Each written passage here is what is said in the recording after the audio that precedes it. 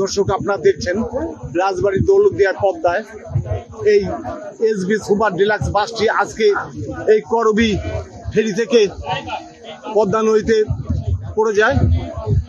তো পড়ে যাওয়ার পরে সেই বাসটি তাৎক্ষণিক ডুবে যাওয়ার পরে এখানে খবর পেয়ে স্থানীয় প্রশাসন, ফায়ার সার্ভিসের ডুবুরি দল, স্বেচ্ছাসেবক হিসাবে এখানে রোভার স্কাউট, পুলিশ, র্যাব এবং শত শত স্থানীয় মানুষ এই উদ্ধার কাজে অংশগ্রহণ করেন।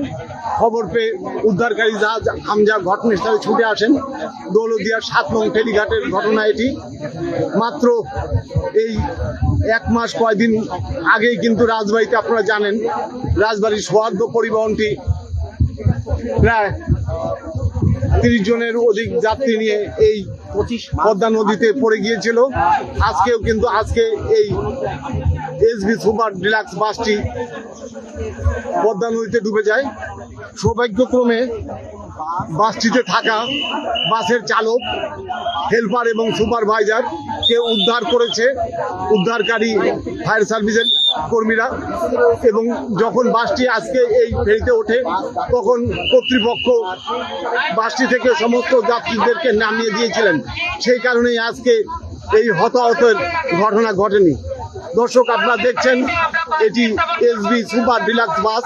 এই বাসটি আজকে এই দৌলতদিয়ার 7 নং ফেরিঘাটে করবি বাস ফেরিতে ওঠার সময় এটি পদ্মা নদীতে পড়ে যায়। আপনারা দেখছেন এই সেই র্যাম, এই র্যাম দিয়ে এটি পড়ে গিয়েছিল।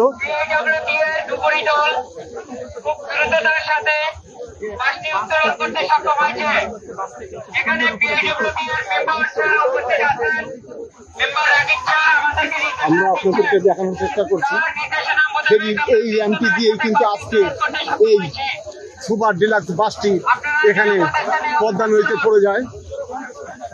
আপনারা দেখছেন police, fire service, RAB, fire সার্ভিসের ডুবুরি দল সবাই এই উদ্ধার কাজে অংশগ্রহণ করছেন। স্থানীয় প্রশাসন রয়েছেন। আজও কিন্তু এমনটি ঘটেছে। আজকে সৌভাগ্যক্রমে আমাদের গর্বের আমাদের সেনাবাহিনীর সদস্যরাও কিন্তু ইতিমধ্যে এই উদ্ধার কাজে অংশগ্রহণ করেছেন। আপনারা দেখছেন সেনাবাহিনী, র্যাব, পুলিশ সকলেই কিন্তু আজকে এখানে অংশগ্রহণ করেছেন। এই উদ্ধার কাজ দেখার জন্য ইতিমধ্যে শত শত মানুষ আজ এই দৌলতদিয়ার 7 নং ফেরিঘাটে উপস্থিত হয়েছেন। এটি BIWT এর হামজা উদ্ধারকারী জাহাজ। এই উদ্ধারকারী জাহাজটি ইতিমধ্যে আমাদের এই সুপার ডিলাক্স বাসটি, এসবি সুপার ডিলাক্স যে বাসটি আজকে এই 7 নং ফেরিঘাটের করবি ফেরি থেকে পদ্মা নদীতে ডুবে গিয়েছিল, সেটি ইতিমধ্যে উদ্ধার করা হয়েছে।